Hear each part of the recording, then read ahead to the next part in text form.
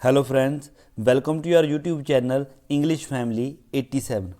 सो देखो इस वीडियो के विच आपां गल करांगे बीकॉम समैसटर 3rd जिहड़ी आपां उसदी फस्ट शॉर्ट स्टोरी कीती सी अ कप ऑफ टी। उसका आपां ने थीम अते मेन आइडिया जिहड़ा वो कीता सी ते अज दी इस वीडियो के विच आपां करांगे करैक्टर स्कैच ऑफ रोजमैरी फैल।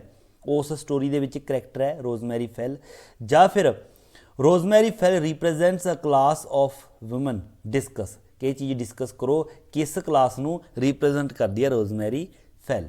सो देखो करैक्टर स्कैच ही है मेन, तो ये मन सकते हो। सो देखो शुरू करते हैं। Rosemary Fell is the main character in the story a cup of tea written by Katherine Mansfield. Katherine Mansfield द्वारा लिखी गई जी शॉर्ट स्टोरी है अ कप ऑफ टी, उस दे विच रोजमैरी फैल है जी वो एक मेन करैक्टर है। She was a rich woman, वो एक जी अमीर औरत सी। She was not very pretty, वो ज़्यादा सुंदर है जी वो नहीं सी, but she was young and modern, पर वो यंग सी अते मॉडर्न सी, मतलब फैशन वगैरह वधिया करती सी। And interested to read books, अते किताबां पढ़ना जिहड़ियां वो थोड़ा पसंद करती सी। शी अज्यूम्ड, वो मतलब इस तरह दिखावा करती सी। अज्यूम्ड हुंदा दिखावा करना या pretended. She assumed to be highly cultured, वो मतलब दिखावा जिहड़ा इस तरह करती सी जिस तरह कि वो ज़्यादा हाईली कल्चर है जिहड़ा उसनूं ज़्यादा बिलोंग कर, मतलब उच्चे घराने नूं बिलोंग करती होवे, थोड़ा दिखावा करती सी आपां कह सकते हैं। She had no understanding of art, उसनूं कला की कुछ ज़्यादा समझ नहीं सी बिल्कुल भी। And other higher things of life, अते जिंदगी दियां होर जिहड़ियां उच्चियां सोचां कह लो या जिंदगी दियां गल्लां ने उन्हां नूं उहदे बारे उसनूं कुछ ज़्यादा नॉलेज नहीं सी। She was married and had a son and husband who was very kind to her, वो शादीशुदा सी, उसका हसबैंड सी अते एक बेटा भी सी जो कि मतलब उसनूं प्यार करते सी, उस प्रति दयालु सीगे कह सकते आपां भी। रोजमैरी नूं प्यार करते सी उसका हसबैंड ते उसका बेटा।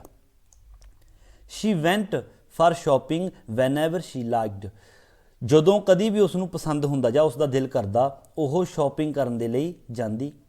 शी कुड अफोर्ड, वो अफोर्ड कर सकती सी। अफोर्ड करना मतलब आप कह सकते हैं कि उस कोल अमीर सी, पैसे हैगे सीगे, मतलब कोई चीज़ खरीदण दे लई अफोर्ड करती सी, मतलब उसकी जेब है जिहड़ी वो अलाउ करती सी। She could afford to buy whatever she liked, भी जो कुछ भी वो चाहुंदी खरीदना चाहुंदी वो अफोर्ड करती सी, भी उस कोल पैसे हैगे सी, वो खरीद सकती सी।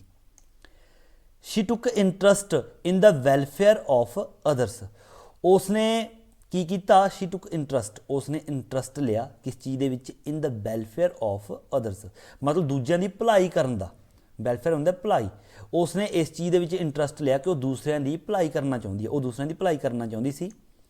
She wanted to help someone, वो मतलब किसी की मदद करना चाहुंदी सी। Like the poor girl in the story, जिस तरह की इस स्टोरी दे विच पुअर गर्ल की उसने मदद की सी। आपां ने जिस तरह की स्टोरी पढ़ी है कि वह गरीब लड़की नूं किस तरह अपने घर लैके जाती है ना, तो हेल्प करना चाहती सी, इसलिए उस गरीब लड़की नूं अपने घरे लैके गई सी। क्यों लैके गई सी? टू प्रूव, की प्रूव करने वास्ते, to prove that even rich women have kind hearts, वो ये प्रूफ करना चाहती सी असल विच कि जिहड़ियां अमीर औरतां हुंदियां ने उन्हां दा भी जिहड़ा दिल है वो काइंड हुंदा है, दयालु हुंदा है। बट पर होया कि but her interest in the welfare of others was kindless, पर जिहड़ा उसका ये इंटरस्ट सीगा, इंटरस्ट सी दूसरिਆਂ ਦਾ भला करन दा, ਉਹ ਕੀ ਸੀ? वाज काइंडलैस, ਉਹ काइंडलैस सी। असल ਵਿੱਚ उसनूं किसी नाल दया भावना नहीं सी, ਉਹ ਤਾਂ सिर्फ दिखाउणा ਚਾਹੁੰਦੀ ਸੀ ਲੋਕਾਂ ਨੂੰ ਕਿ मैं भी दूसरिਆਂ ਦੀ मदद करदी हाँ, इस ਲਈ ही ਉਹ गरीब लड़की ਨੂੰ अपने घर लैके गई सी, ਤਾਂ कि लोग ने ਜਿਹੜੇ ਉਹਨਾਂ ਨੂੰ ਦਿਖਾ ਸਕੇ ਅਤੇ लोग सोचण कि बे रोजमैरी है ਜਿਹੜੀ ਉਹ ਤਾਂ बड़ी काइंड हार्टेड है। इट वॉज नॉट जैनुअन, देखो वो जैनुअन नहीं सी, जैनुअन मतलब असलीयत, वो असली नहीं सी, सिर्फ दिखावा सी, सिर्फ उसका गरीब लड़की का मदद करने का सिर्फ वो दिखावा किया सी उसने। She is feminine in every respect, आखिरकार वो एक औरत सी, ਜਾਂ ਆਪਾਂ कह सकते हैं इत्थे she is a woman after all, तुसीं ये लाइन भी कह सकते हो। आखिरकार वो एक औरत सी है ना, इसलिए की हुंदा फिर शी कैन नॉट टॉलरेट, वो सहन नहीं कर सकती। She can not tolerate the praise of another woman's beauty, ਉਹ ਕਿਸੇ ਦੂਸਰੀ ਔਰਤ ਦੀ ਜਿਹੜੀ ਬਿਊਟੀ ਹੈ, ਸੁੰਦਰਤਾ ਹੈ, ਉਸ ਦੀ ਜਿਹੜੀ ਤਾਰੀਫ ਹੈ ਉਹ ਨਹੀਂ ਬਰਦਾਸ਼ਤ ਕਰ ਸਕਦੀ ਬਾਏ ਹਰ ਓਨ ਹਸਬੈਂਡ, ਆਪਣੇ ਹਸਬੈਂਡ ਦੇ ਮੂੰਹੋਂ। ਵੀ ਜੇਕਰ ਉਸ ਦਾ ਹਸਬੈਂਡ ਕਿਸੇ ਦੂਸਰੀ ਔਰਤ ਦੀ ਤਾਰੀਫ ਕਰਦਾ ਹੈ ਤਾਂ ਉਸ ਤੋਂ ਇਹ ਚੀਜ਼ ਹੈ ਜਿਹੜੀ ਸਹਿਣ ਨਹੀਂ ਹੁੰਦੀ। She does not rest content, ਉਸ ਨੂੰ ਕੀ ਹੈ ਜ਼ਿਆਦਾ ਸੰਤੁਸ਼ਟੀ ਹੈ ਜਿਹੜੀ ਉਹ ਨਹੀਂ ਹੁੰਦੀ, ਸੰਤੁਸ਼ਟੀ ਨਹੀਂ ਹੁੰਦੀ ਉਦੋਂ ਤੱਕ ਉਸ ਨੂੰ, ਕਦੋਂ ਤੱਕ?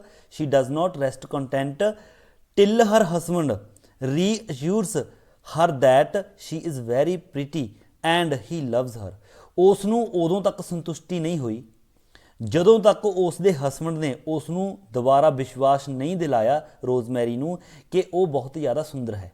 ਮਤਲਬ ਕਿ ਉਸ ਦੇ ਹਸਬੈਂਡ ਨੇ ਉਸ ਨੂੰ ਇਹ ਚੀਜ਼ ਨਹੀਂ ਕਹੀ ਕਿ ਰੋਜ਼ਮੈਰੀ ਫੈਲ ਹੈ ਜਿਹੜੀ ਉਹ ਬਹੁਤ ਸੁੰਦਰ ਹੈ, ਐਂਡ ਹੀ ਲਵਜ਼ ਹਰ, ਅਤੇ ਉਹ ਉਸ ਨੂੰ ਬਹੁਤ ਜ਼ਿਆਦਾ ਪਿਆਰ ਕਰਦਾ। ਆਪਣੇ ਹਸਬੈਂਡ ਦੇ ਮੂੰਹੋਂ ਉਹ ਇਹ ਚੀਜ਼ ਹੈ ਜਿਹੜੀ ਉਹ ਸੁਣਨਾ ਚਾਹੁੰਦੀ ਸੀ ਕਿ ਉਸ ਦਾ ਹਸਬੈਂਡ ਕਹੇ ਕਿ ਉਹ ਬਹੁਤ ਜ਼ਿਆਦਾ ਪ੍ਰੀਟੀ ਹੈ ਅਤੇ ਉਸ ਨੂੰ ਬਹੁਤ ਜ਼ਿਆਦਾ ਪਿਆਰ ਕਰਦਾ ਹੈ, ਕਿ ਕਿਸੇ ਹੋਰ ਦੀ ਤਾਰੀਫ ਨਾ ਕਰੇ। ਹਰ jails nature ਐਕਸਪੋਜ਼ਸ the ਐਮਪਟੀਨੈਸ of her ਆਈਡੀਅਲਿਜ਼ਮ, ਜਿਹੜਾ ਉਸ ਦਾ ਜੈਲਸ ਨੇਚਰ ਹੈ, ਜੈਲਸ ਨੇਚਰ ਕਿਵੇਂ? ਜਿੱਦਾਂ ਕਿ ਉਹ ਪੂਅਰ ਗਰਲ ਨੂੰ ਆਪਣੇ ਘਰ ਲੈ ਕੇ ਗਈ ਸੀ ਅਤੇ ਉਸ ਦਾ ਜਿਹੜਾ ਹਸਬੈਂਡ ਹੈ ਉਸ ਨੇ ਉਸ ਲੜਕੀ ਦੀ ਥੋੜ੍ਹੀ ਤਾਰੀਫ ਕਰਤੀ ਸੀ ਕਿ ਇਹ ਲੜਕੀ ਬਹੁਤ ਸੁੰਦਰ ਹੈ, ਤਾਂ ਇਸ ਲਈ ਉਸ ਨੂੰ ਜੈਲਸੀ ਹੋਈ ਸੀ ਰੋਜ਼ਮੈਰੀ ਫੈਲ ਨੂੰ, ਅਤੇ ਉਸ ਨੇ ਪੂਅਰ ਲੜਕੀ ਨੂੰ ਆਪਣੇ ਘਰੋਂ ਭਜਾ ਦਿੱਤਾ ਸੀ। ਤਾਂ ਇਹ ਚੀਜ਼ ਕੀ ਹੁੰਦੀ ਹੈ? ਇਹ ਚੀਜ਼ ਆਪਾਂ ਨੂੰ ਕੀ ਸ਼ੋਅ ਕਰਦੀ ਹੈ? ਹਰ ਜੈਲਸ ਨੇਚਰ, ਜਿਹੜਾ ਉਸਦਾ ਇਹ ਜੈਲਸ ਨੇਚਰ ਹੈ, ਐਕਸਪੋਜ਼ ਕਰਦਾ ਹੈ ਕਿਸ ਚੀਜ਼ ਨੂੰ? ਦ ਐਮਪਟੀਨੈਸ ਆਫ ਹਰ ਆਈਡੀਅਲਿਜ਼ਮ, ਮਤਲਬ ਜਿਹੜਾ ਉਹ ਆਈਡੀਅਲਿਜ਼ਮ ਆਦਰਸ਼ਵਾਦ ਦਿਖਾਉਣ ਦੀ ਕੋਸ਼ਿਸ਼ ਕਰ ਰਹੀ ਸੀ ਕਿ ਮੈਂ ਗਰੀਬ ਲੜਕੀ ਦੀ ਇਸ ਤਰ੍ਹਾਂ ਮਦਦ ਕਰਦੀ ਹਾਂ, ਉਹ ਕੀ ਹੈ ਐਕਸਪੋਜ਼ ਹੋ ਜਾਂਦਾ ਜਦੋਂ ਉਹ ਜੈਲਸੀ ਫੀਲ ਕਰਦੀ ਹੈ ਨਾ। ਵੀ ਆਦਰਸ਼ਵਾਦੀ ਬਣਨ ਦੀ ਕੋਸ਼ਿਸ਼ ਕਰਦੀ ਸੀ ਪਰ ਉਹਦੇ ਹਸਬੈਂਡ ਨੇ ਥੋੜ੍ਹੀ ਸੀ ਤਾਰੀਫ ਕੀ ਕਰਤੀ ਉਸ ਲੜਕੀ ਦੀ, ਪੂਅਰ ਲੜਕੀ ਦੀ, ਉਸ ਨੇ ਉਸ ਨੂੰ ਘਰੋਂ ਕੱਢਤਾ ਸੀ। ਇਨ ਅ ਵੇ, ਇਸ ਤਰ੍ਹਾਂ, ਇਸ ਤਰੀਕੇ ਦੇ ਨਾਲ Shri ਰਿਪਰੈਜ਼ੈਂਟਸ a class of woman, ਕਹਿੰਦਾ ਇਸ ਤਰ੍ਹਾਂ ਉਹ ਇਸ ਪ੍ਰਕਾਰ ਦੀਆਂ ਔਰਤਾਂ ਦੀ ਕਲਾਸ ਹੈ ਜਿਹੜੀ ਉਸ ਨੂੰ ਰਿਪਰੈਜ਼ੈਂਟ ਕਰਦੀ ਹੈ। ਮਤਲਬ ਇਸ ਤਰ੍ਹਾਂ ਦੀਆਂ ਔਰਤਾਂ ਨੇ ਜਿਹੜੀਆਂ ਉਹਨਾਂ ਨੂੰ ਰਿਪਰੈਜ਼ੈਂਟ ਕਰਦੀ ਹੈ, ਕਿਸ ਤਰ੍ਹਾਂ ਦੀਆਂ ਨੂੰ? Who helps the poor to show that they have kind hearts, ਜਿਹੜੀਆਂ ਕਿ ਇਹ ਸ਼ੋਅ ਕਰਦੀਆਂ ਨੇ, ਜਿਹੜੀਆਂ ਕਿ ਕਿਸੇ ਦੀ ਹੈਲਪ ਕਰਕੇ ਇਹ ਚੀਜ਼ ਸ਼ੋਅ ਕਰਦੀਆਂ ਨੇ that they have kind heart, ਕਿ ਉਹਨਾਂ ਕੋਲ ਇੱਕ ਦਿਆਲੂ ਦਿਲ ਹੈ। ਵੀ ਦੂਸਰਿਆਂ ਦੀ ਮਦਦ ਕਰਦੀਆਂ ਨੇ ਸਿਰਫ ਇਹ ਸ਼ੋਅ ਕਰਨ ਦੀਆਂ ਮਾਰੀਆਂ ਕਿ ਉਹਨਾਂ ਦਾ ਜਿਹੜਾ ਦਿਲ ਹੈ ਉਹ ਬਹੁਤ ਜ਼ਿਆਦਾ ਦਿਆਲੂ ਹੈ, ਪਰ ਅਸਲ ਵਿੱਚ ਹੁੰਦਾ ਕੀ ਹੈ? ਬਟ ਇਨ ਰਿਐਲਿਟੀ ਦੇ ਵਿੱਚ ਕੀ ਹੁੰਦਾ ਹੈ? ਦੇ ਆਰ ਫੇਕ, ਰਿਐਲਿਟੀ ਦੇ ਵਿੱਚ ਉਹ ਕੀ ਹੁੰਦੀਆਂ ਨੇ? ਸਿਰਫ ਫੇਕ ਹੁੰਦੀਆਂ ਨੇ। ਜਿਸ ਤਰ੍ਹਾਂ ਕਿ ਰੋਜ਼ਮੈਰੀ ਫੈਲ ਸੀ, ਉਸਨੇ ਗਰੀਬ ਲੜਕੀ ਦੀ ਮਦਦ ਕਰਨ ਦੇ ਲਈ ਉਸ ਨੂੰ ਆਪਣੇ ਘਰ ਲੈ ਕੇ ਗਈ, ਪਰ ਅਸਲ ਵਿੱਚ ਉਸ ਦਾ ਜਿਹੜਾ ਇਹ ਕਾਈਂਡਨੈਸ ਸੀ ਉਹ ਫੇਕ ਸੀ। ਉਸ ਦੇ ਹਸਬੈਂਡ ਨੇ ਉਸ ਦੀ ਤਾਰੀਫ ਕੀਤੀ ਤਾਂ ਇਸ ਤੋਂ ਉਹ ਜੈਲਸ ਹੋ ਕੇ ਉਸ ਲੜਕੀ ਨੂੰ ਘਰੋਂ ਬਾਹਰ ਕੱਢ ਦਿੰਦੀ ਹੈ। ਸੋ ਇਹ ਸੀ character sketch of Rosemary Fell. I hope ਕਿ ਤੁਹਾਨੂੰ ਆਸਾਨ ਲੱਗਿਆ ਹੋਵੇਗਾ, ਥੋੜ੍ਹਾ ਲੈਂਥ ਵੀ ਠੀਕ ਠਾਕ ਹੀ ਬਣਾਉਣ ਦੀ ਕੋਸ਼ਿਸ਼ ਕੀਤੀ ਹੈ। ਸੋ ਜੇਕਰ ਚੰਗਾ ਲੱਗਿਆ, ਸਮਝ ਆਈ ਹੈ ਤਾਂ ਇਸ ਵੀਡੀਓ ਨੂੰ ਲਾਈਕ ਕਰੋ, ਅੱਗੇ ਸ਼ੇਅਰ ਕਰੋ ਅਤੇ ਕਮੈਂਟ ਵੀ ਕਰੋ। ਔਰ ਜੇਕਰ ਤੁਸੀਂ ਚੈਨਲ ਉੱਪਰ ਨਵੇਂ ਹੋ ਤਾਂ ਚੈਨਲ ਨੂੰ ਸਬਸਕ੍ਰਾਈਬ ਕਰਨਾ ਬਿਲਕੁਲ ਨਾ ਭੁੱਲਿਓ। ਸੋ ਮਿਲਦੇ ਹਾਂ ਅਗਲੀ ਵੀਡੀਓ ਲੈ ਕੇ, ਉਦੋਂ ਤੱਕ ਦਿਓ ਇਜਾਜ਼ਤ। Thank you so much.